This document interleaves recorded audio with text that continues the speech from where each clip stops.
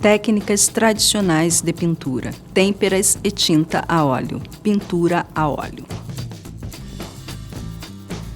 Olá, pessoal!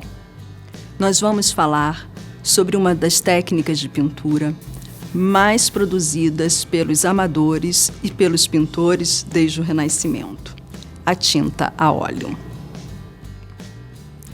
Foi a partir do Renascimento que a tinta a óleo ganhou popularidade.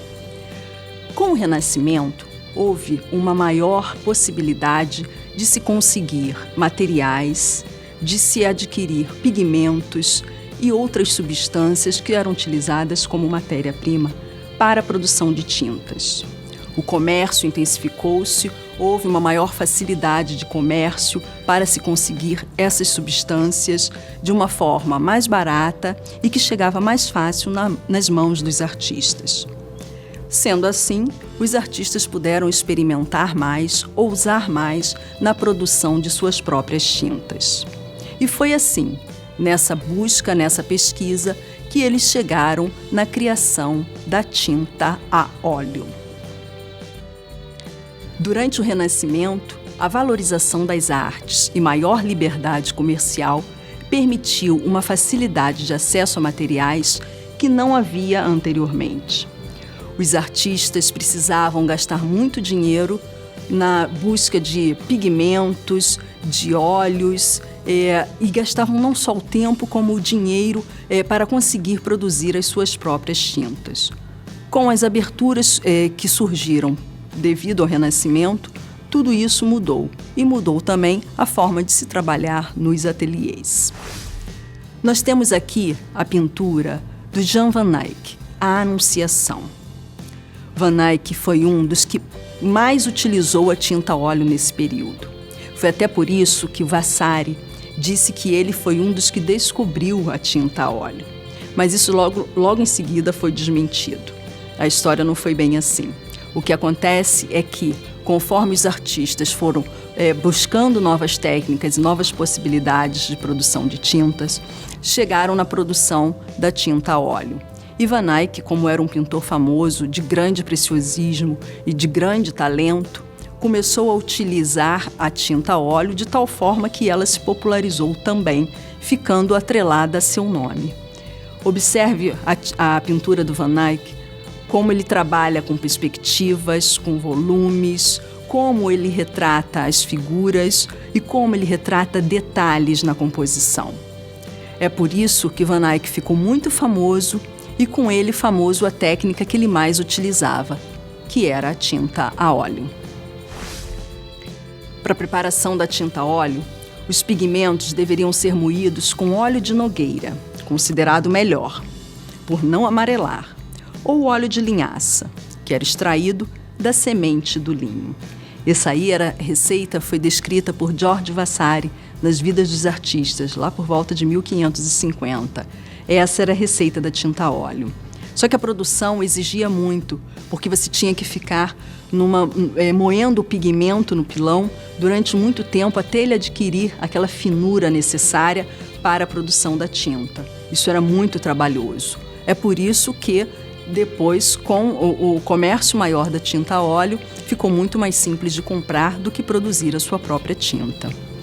E em 1841 ou 1842, aproximadamente, a tinta a óleo em tubos de estanho foi produzido pela marca Winsor & Newton. Essa indústria da Winsor & Newton até hoje produz tintas de grande qualidade. E foram eles que lançaram as tintas em tubinhos, que revolucionou também a forma dos artistas pintarem. Até então, mais dentro de ateliês do que ao ar livre, os artistas passaram a pintar mais ao ar livre do que nos ateliês, pela facilidade de se carregar o tubinho de tinta numa maleta. E isso influenciou, inclusive, os movimentos seguintes da história da arte. Essa facilidade de se ter a tinta pronta num tubinho. Era muito melhor de trabalhar assim do que levar aquele tempo enorme moendo o pigmento e misturando com os óleos necessários. As principais características da tinta a óleo. Em primeiro lugar, a grande flexibilidade para a produção de efeitos. A tinta a óleo permite uma variedade muito grande desses efeitos numa pintura em tela ou em madeira. Leonardo da Vinci desenvolveu aquela técnica da velatura. Você pode trabalhar sobrepondo camadas, você pode trabalhar misturando a tinta na tela mesmo. E tem essa questão dela ter uma secagem muito lenta. Então os artistas podiam realizar aquelas pinturas como a do Van Eyck com grande preciosismo, com grandes detalhes durante muito tempo. Eles tinham um tempo muito grande, tinham meses para produzir uma pintura daquela. E isso era uma das vantagens da tinta a óleo. As velaturas, como nós falamos que Leonardo da Vinci fazia, essa técnica de você ir graduando os tons de uma mesma cor, às vezes acrescentando outras cores aos poucos, às vezes trabalhando apenas com misturas de terebentina ou de óleo de linhaça e fazer essas camadas quase que transparentes da tinta, produzindo esses efeitos de transparência, esses efeitos de velatura numa pintura. E os empastamentos. Apesar de você conseguir trabalhar com essa fluidez, com essa transparência, você consegue também a técnica do empastamento, em que você carrega o pincel ou a espátula com tinta e você acaba deixando na tela uma camada grossa de tinta, deixando que fique aquele relevo da tinta aparecendo na sua produção. Então, a tinta a óleo vai nesses dois extremos da pintura, do empastamento a essas velaturas e essas transparências. A opacidade. Você também consegue trabalhar com opacidade ao fazer uma pintura com tinta a óleo. Você pode usar a tinta pura, sem acrescentar nem óleo, nem terebentina, e você pode esperar que ela seque para trabalhar com outra camada por cima. Tudo isso vai da variação, da flexibilidade dessa técnica.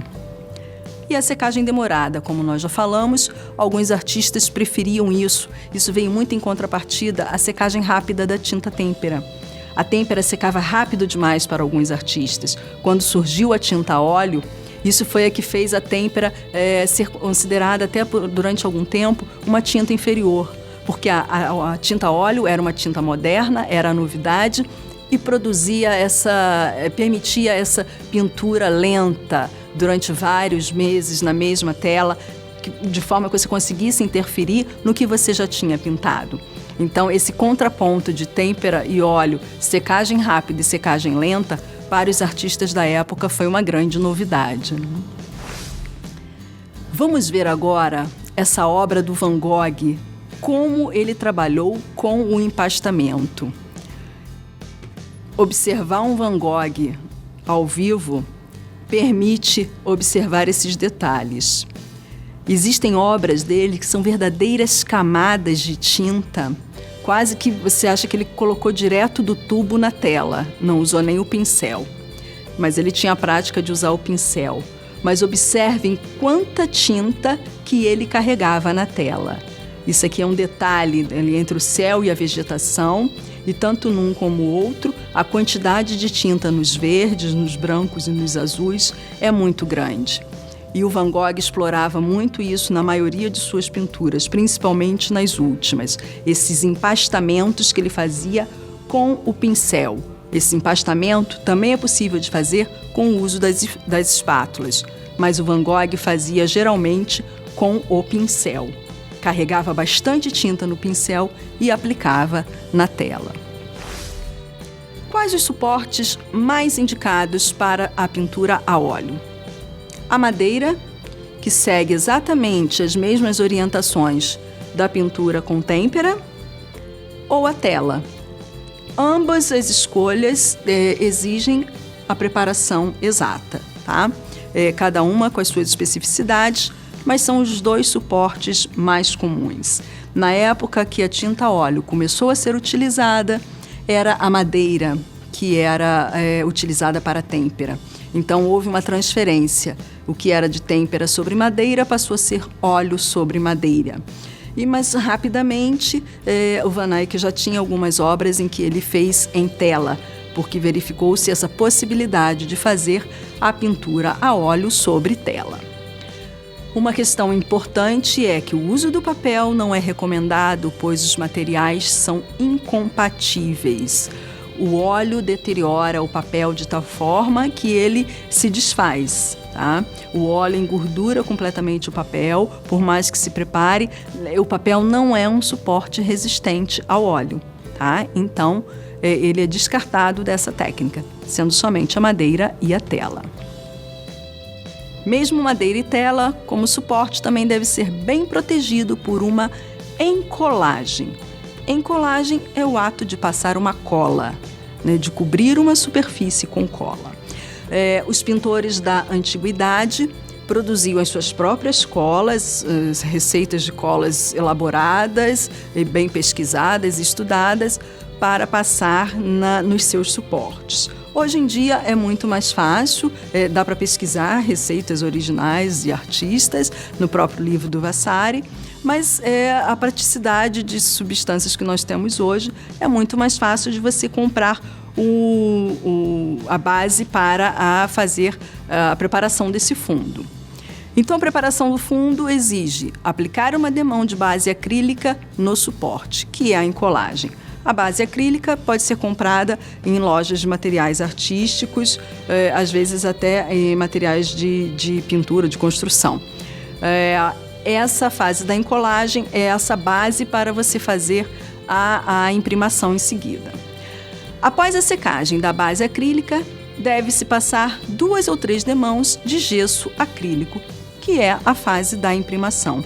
O gesso acrílico também já compra pronto nos potinhos. Você pode passar tanto com trincha como com rolinho.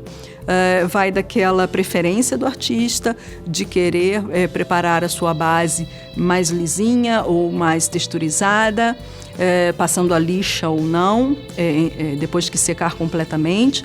Aí varia da preferência pessoal do artista. E verificar a necessidade de usar a lixa fina para o acabamento. Às vezes não é necessário, às vezes a base acrílica já dá aquela superfície bem lisinha, apropriada para o uso da tinta direta, tá? Nós temos as telas prontas. Hoje em dia é muito fácil de conseguir uma tela pronta. Alguns artistas encomendam as suas telas em locais específicos que produzem telas para artistas. As telas prontas você pode utilizar direto, porém, passar uma camada de gesso acrílico garante um fundo mais adequado para a sua pintura, tá? Por mais que elas venham preparadas para uso, é bem interessante que você próprio passe o seu gesso acrílico, pelo menos uma mão, que além de proteger a sua pintura, vai te dar uma superfície um pouco mais natural de trabalho, né, já com a sua própria imprimação. Então é interessante passar pelo menos uma camada, tá? É interessante ter o godê com terebentina e óleo de linhaça. Por quê? Quando a gente trabalha com a tinta a óleo, eventualmente você pode precisar não só limpar o seu pincel, como dar também uma outra característica à tinta a óleo. Você dá uma pinceladinha na terebentina e você usa a tinta a óleo, ela já adquire uma nova característica. E se você tem uma tinta a óleo que está um pouco mais pastosa, um pouco endurecida, você precisa ter o óleo de linhaça para dar uma amolecida, para dar uma umedecida na tinta, para que ela adquira também uma consistência mais adequada, mais fluida para a tela. Pintura a óleo sempre exige o uso dessas duas substâncias, o óleo de linhaça e a terebentina. Por isso, aquele godezinho duplo que se encaixa na paleta com as duas substâncias, tá bem? E a limpeza dos pincéis, uma das partes mais importantes da pintura a óleo. Limpeza e conservação de materiais.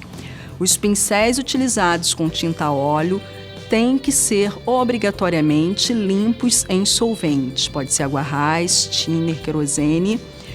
Eles devem ser bem lavados até que saia toda a tinta. Alguns artistas deixam um vidro com um solvente mais sujo, né, de limpezas anteriores, para tirar a parte grossa da sujeira, né, dos pincéis. E deixam um vidro com um solvente mais limpo para fazer uma segunda limpeza. De qualquer forma, você só pode lavar com sabão e água depois que o solvente sair limpo. Pode ir enxugando num pano, passando num pano para ver se saiu toda a tinta. E é bem importante a limpeza do pincel, principalmente na parte da virola, que é onde se acumula a tinta. Então, o pincel deve ser esfregado na mão ou no pano até que saia toda aquela tinta que fica próximo à virola, ao cabo. Senão, os pincéis terão pouca durabilidade. Eles terão um tempo de utilidade muito curto. E pincel custa dinheiro, alguém levou um tempo para produzir, então a gente tem que respeitar também, ecologicamente falando, limpar os pincéis para que eles tenham uma vida útil maior, tá? E as crianças aprendem isso desde cedo. O pincel nunca pode ficar com resquício de tinta. Ele deve ser lavado após o uso. Depois que tirou a tinta toda, lava com água e sabão, colocar para secar com as cerdas para cima, para que eles possam ficar as cerdas arejadas e não amassarem, não ficarem viciadas, certo? E agora, vamos ver como é que a gente pode trabalhar com essas técnicas mais tradicionais de pintura numa aula de arte? Vamos lá! Então, pessoal, nós trouxemos aqui os materiais necessários para a produção de uma têmpera ovo, que é a têmpera mais tradicional, a receita original, desde lá, aquela mesma descrita por Giorgio Vasari em 1500 e pouco. E a gente vai mostrar um pouquinho do que a gente pode levar para a sala de aula para que os alunos vejam essa produção desde o início.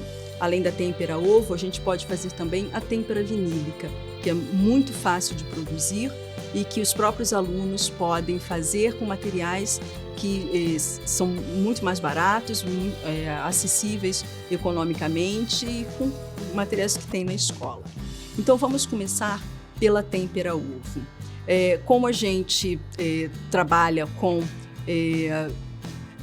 alimentos, então tem que ser um pouquinho de cuidado, um pouco de higiene. Os próprios artistas antigos eram muito rígidos com relação a ovos frescos para a produção da tinta, a água filtrada. Em toda a produção de tinta, a água utilizada é a filtrada. Não evitem utilizar a água direto da bica, devido às impurezas. Tudo isso faz parte da qualidade e da durabilidade posterior da tinta, já no suporte. A têmpera ovo é uma tinta que deve ser produzida e utilizada imediatamente, não se recomenda o uso depois, porém dá para colocar um fungicida. A gente não vai acrescentar aqui porque o nosso objetivo é apenas de mostrar para o aluno esse processo da receita original, fez há tantos anos, né, que foi criada, ainda é utilizada e ainda pode ser utilizada. Então a gente pode começar a trabalhar pelos artistas que fizeram muitas produções de pintura em têmpera, como o Giotto, que é um artista que trabalhou incansavelmente com a têmpera, tá? Ele fez diversos trabalhos, pinturas sobre madeira utilizando a têmpera. Então a gente pode apresentar algumas produções de Giotto para iniciar o assunto, tá? Então vamos lá. Em primeiro lugar, deve ser descartada todo o resquício de clara da gema, tá? Eu já trouxe aqui até a gema separada. E a gente vai utilizar o papel toalha, porque o papel toalha, ele seca toda a gema, tirando qualquer risco que possa ter da clara que vai ficar grudado na gema. E aí a gente pinça a gema para que fique aquela película que ela possui na nossa mão. E nós vamos usar somente o que escorre dela. O excesso da clara ficou aqui preso e a pele também. Isso aqui a gente descarta, porque a gema também possui albumina, e é albumina suficiente para a produção da tinta. Não precisa de mais albumina da clara, porque aí já pode chegar num excesso e estragar o que a gente precisa de tinta. Com a gema separadinha, livre de clara, a gente coloca um pouquinho de água filtrada. A medida da água, a gente vai percebendo de acordo com o trabalho, com a experiência que a gente vai tendo na produção da têmpera. Mas pode ser mais ou menos O que você quebrou da casca do ovo, uma metadezinha, você pode colocar a água nessa metade da casca, é mais ou menos a medida que você vai usar. Se precisar, você coloca mais uma medida dessa, tá? E nós vamos acrescentar a água filtrada na gema, mexendo sempre e aos poucos, tá bom? Vou pegar o pincel para que a gente mexa delicadamente e vai acrescentando água aos poucos e vai misturando, sempre com delicadeza, tá? Conforme você vai fazendo e vai experimentando, você vai tendo essa medida já na cabeça. Mas para os alunos que estão fazendo a primeira vez, primeiro para que você exija uma tranquilidade para eles fazerem, porque a ansiedade de manipular essas novidades, esses materiais novos é muito grande. Então, aos pouquinhos, você vai controlando essa ansiedade e esse desejo de ver logo a tinta pronta. Colocou a água. Você não precisa utilizar toda a quantidade de têmpera num só pigmento. Se você vai usar somente um pouquinho de pigmento, vale a pena separar um pouco. Isso aqui é um preparo para bastante têmpera. Então, se você vai utilizar uma superfície muito grande, você pode usar ela toda. Se você não vai usar tudo isso numa superfície grande, vai usar para detalhes pequenos, então separa e você pode utilizar com diversos pigmentos, tá? Então, vamos colocar aqui um pouquinho dela. E vamos misturar com 2 pigmentos. Ensine sempre os alunos a tirar o excesso dentro do potinho de tinta, tá? Com isso, eles tomam isso como hábito. Então, nunca mais vai sair pingando a tinta. Encosta na beiradinha do pote e tira o excesso. Vamos deixar aqui a nossa têmpera. E vamos agora acrescentar os pigmentos. Pode ser esses pigmentos comprados em lojas de ferragens, dá tranquilamente para utilizar. E podem utilizar pigmentos mais profissionais, depende do seu interesse na produção que você vai fazer. A gente tem aqui esse pigmento, desses comprados bem baratos, tá? É um pigmento bem em conta. A gente coloca um pouquinho e experimenta para ver como é que vai ficar essa mistura, também mexendo delicadamente.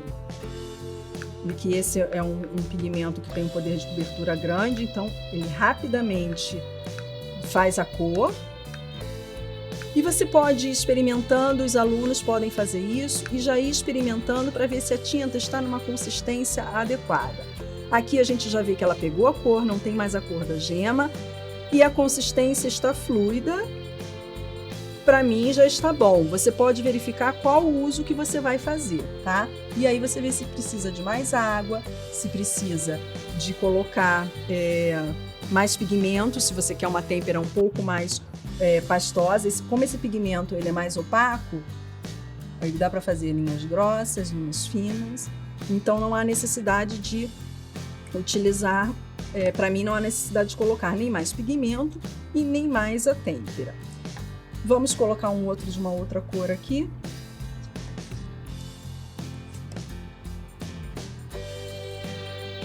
Também é um pigmento barato, tá? Adquirido nessas lojas. Não é nada muito elaborado. Justamente para que possa ser trabalhado sem medo pelos alunos, com quantidade suficiente para que eles possam ter essa satisfação de misturar o pó a esse aglutinante. Também é um pigmento bem forte, olha, rapidinho ele já dá a cor. E rapidinho os alunos têm o resultado de uma tinta têmpera a ovo com a receita original que Giotto usava. E eles podem produzir, rende bastante, é uma tinta que rende, porque é uma tinta mais fluida.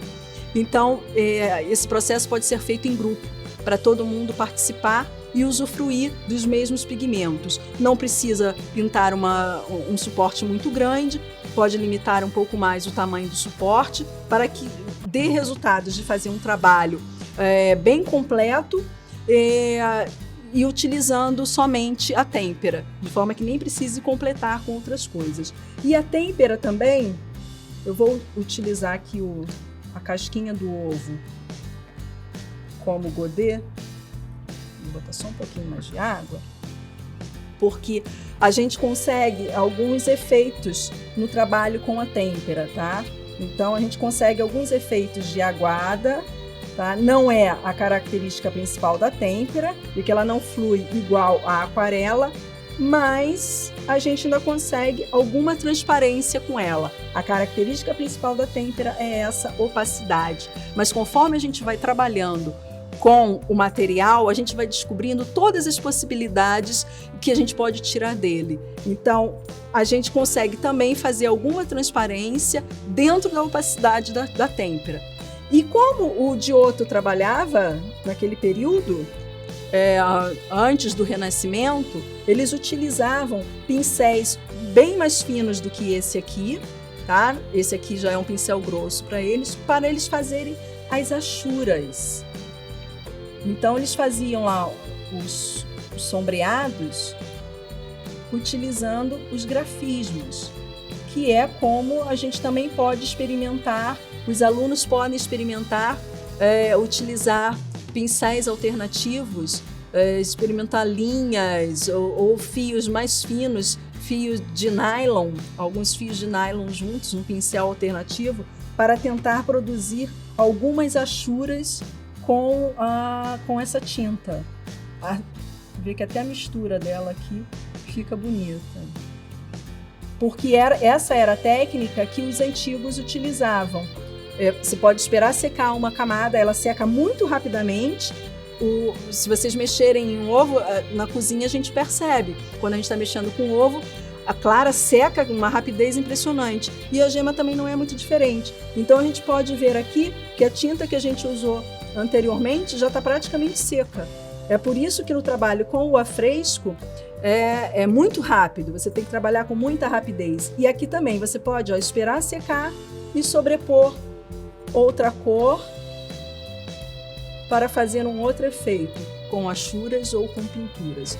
É uma tinta que permite muita variedade de efeitos e quanto mais você experimenta, mais você consegue tirar dela essas possibilidades, tá?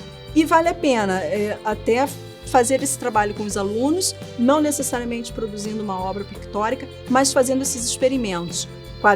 Vários quadrinhos numa folha, com achuras, com sobreposições de cores, com pinceladas variadas, com algumas tentativas de aguada, para que eles tenham um pouquinho dessa experiência, com diversas possibilidades da têmpera. Então essa é a receita original da têmpera a ovo. E nós temos a têmpera vinílica, que é a mais simples de ser utilizada, porque é só misturar a cola. Você pode pegar a cola branca, a PVA, né? Também colocar um pouquinho de água.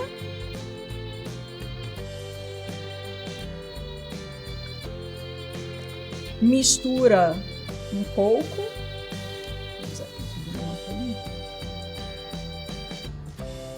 Mistura a cola com a água e coloca o pigmento. O pincel aqui já estava sujo da têmpera, mas a receita é só essa, nem precisa tanto, porque como esse pigmento é bastante forte, tem o poder de cobertura muito grande, ele rapidamente pega a cor. Por isso que vale a pena utilizar quando a gente precisa de mais quantidade do que qualidade. Nós não queremos que as obras dos alunos durem uma eternidade. Então a gente pode lançar mão desse material mais acessível para que eles possam ter a experiência, que é o que a gente quer que fique para sempre. A experiência de produzir a sua própria tinta, de saber como extrair a tinta de materiais mais econômicos, de elementos naturais, produzir a tinta e utilizar essa tinta que ele próprio produziu. Então aqui a gente fez a têmpera vinílica, porque nós utilizamos a cola PVA, a base de PVA. E aí já é uma tinta completamente diferente. Na pincelada A gente pode perceber isso, tá? É uma outra consistência de tinta que também podemos utilizar algumas possibilidades, tentar explorar os efeitos que ela nos proporciona, mas é outra tinta, já não é mais a têmpera, são outras características, mas que vale aí a experiência e que vocês possam explorar tudo isso que essas tintas nos proporcionam. Bons trabalhos para vocês. Bom, pessoal, concluindo então, como é interessante a gente produzir as nossas próprias tintas, ensinar como é que os alunos podem produzi-las, ver esse momento delas criando suas próprias tintas. E a gente aí trabalhando com tintas que eram utilizadas na antiguidade e a gente está trazendo-las de volta para a nossa sala de aula, para a nossa prática artística. Espero que vocês tenham aproveitado bastante e bom trabalho para vocês.